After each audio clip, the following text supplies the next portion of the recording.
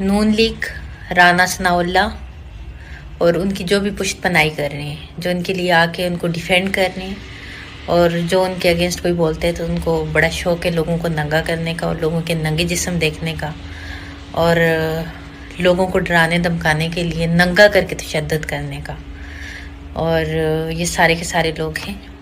सबसे पहले फ्रंट पे पीडीएम है, राना सनाउल्ला मुच्छू है, राना सनाउल्ला की टीम के बंदे हैं और इनके साथ मिले हुए, क्योंकि पीडीएम अकेले ये नहीं कर सकती, वो इतने डरपोक हैं और वो इस तरह का काम इतना बड़ा, वो भी एक ऐसे लीडर को जिसके साथ पूरे पाकिस्तान क्या दुनिया भर के मुसलमान अटैच हैं, और इनकी ज़रूर कोई ना कोई पुश्तपनाही कर रहे हैं। और पुश्तपनाही जो कर रहे हैं, जो इनको बैक पे सपोर्ट कर रहे हैं, वो सब भी आप सामने अब भी आएँ, आके डिफेंड करें, कौम को जवाब दें, सबूत लेके आए, वो सूत लेके आए।